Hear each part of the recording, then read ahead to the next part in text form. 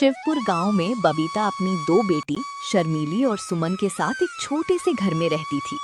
बबीता के पति का कुछ समय पहले ही इंतकाल हो गया था, इसलिए बबीता सोचती है कि उसकी बेटियों की शादी जितनी जल्दी हो जाए उतना ही बेहतर है। मुंशी जी, मैंने आपसे कितनी बार कहा है कोई रिश्ता देखकर बताओ लड़की के लिए। लड़की 19 साल की हो गई है। भाभी जी, मैंने बहुत जगह बात की, लेकिन हर कोई दहेज मांगता है, कोई कुछ मांगता है तो कोई कुछ मांगता है। मुंशी जी, तुम तो जानते ही हो हमारे घर में कोई काम करने वाला नहीं है। मैं जो दूसरों के घरों में काम करके पैसा कमाती हूँ उससे तो बस घर का खर्चा ही चल पाता है। ऐसे में हम दहेज कहाँ से देंगे? भाभी जी, एक रिश्ता है, लेकिन आदमी की उम्र लगभग 50 साल है। उसकी पहली पत्नी मर चुकी है, पहली पत्नी से 2 बच्चे भी हैं, लेकिन आदमी मालदार है। तुम्हारी बेटी को कोई परेशानी नहीं होगी। लेकिन मुंशी जी, उम्र बहुत ज्यादा है, लोग देखेंगे तो क्या कहेंगे? लोगों का काम तो कहना ही है। अगर अच्छे घर में करोगी तो दहेज देना ही पड़ेगा।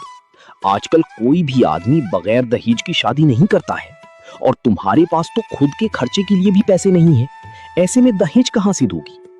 तुम सही कह रहे हो मुंशी जी, हमारे पास तो फूटी कौड़ी भी नहीं है। तुम बात करके लड़की की शादी करवा दो।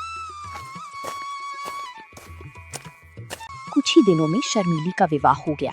जिस आदमी से विवाह हुआ था उसका नाम था अशोक। अशोक एक सरकारी कर्मचारी था। अशोक के 2 लड़के थे, आकाश और सुमित, और एक विधवा बहन भी थी जो घर की मालकिन थी। उनका नाम रूपाली था। आकाश अपनी माँ के लिए बाजार से कुछ ठंडी चीजें ले आ। गर्मी बहुत हो रही है। उतने में ही अशोक आ जाता है। उसके हाथ में कुछ सामान था। अशोक शर्मीली को खुश रखने के लिए कोई ना कोई तोहफे रोज लाया करता, लेकिन शर्मीली को ना जाने क्यों अशोक के पास बैठना और हंसने बोलने में भी संकोच होता था। इसका कारण ये था कि अब तक ऐसा ही एक आदमी उसका पिता था, जिसके सामने सिर झुकाकर देह चुराकर निकलती थी। अब उनकी अवस्था का एक आदमी उसका पति था। वो उसे प्रेम की वस्तु नहीं, सम्मान की वस्तु समझती थी। उनसे भागती फिरती थी। अशोक के सामने आते हुए शर्माती थी। अरे भाग्यवान, तुम मुझे देखकर ऐसे भागती हो जैसे मैं कोई खौफनाक जानवर हूं। अरे मैं तुम्हारा पति हूं। अगर तुम ऐसे ही शर्माती रही तो घर कैसे चलेगा? तुम अब इस घर की मालकिन हो, जो मन में आए वो करो।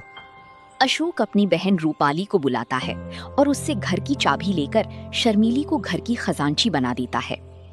रूपाली, अब से तुम कुछ भी काम नहीं करोगी। जिस भी चीज की जरूरत हो शर्मीली को बोल दिया करो। और शर्मीली, तुम रूपाली का ध्यान रखना। बेचारी सारा दिन परेशान सी रहती है। घर में जिस चीज की भी उसे जरूरत हो उससे मंगा लिया करो।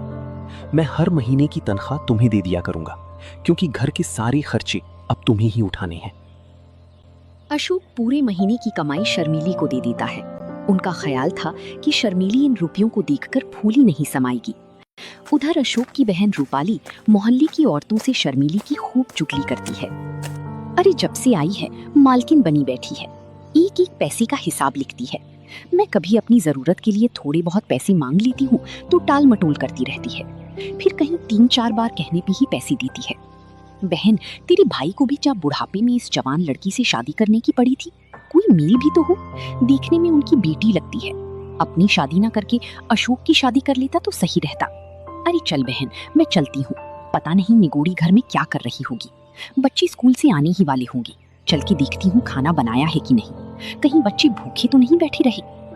रूपाली उस दिन से शर्मीली से जलने लगी थी जब से अशोक ने उसे घर का खजांची बना दिया था।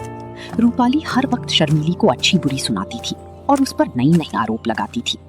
एक दिन शर्मीली छत पर किसी काम के लिए जाती है तो रूपाली कहती है, अरे ना लाज है ना शर्म, निगोड़ी ने हया भून खाई है।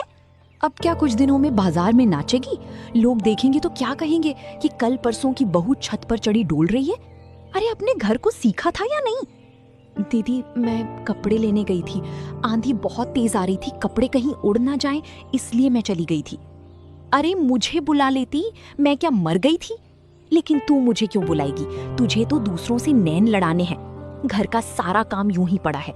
बच्चे स्कूल से आने ही वाले होंगे, उनके लिए खाना पकाया है कि नहीं? सुबह से कपड़े ही धो रही थी, बस अभी फारिग हुई हूं, अब खाना ही बनाने जा रही थी। अरे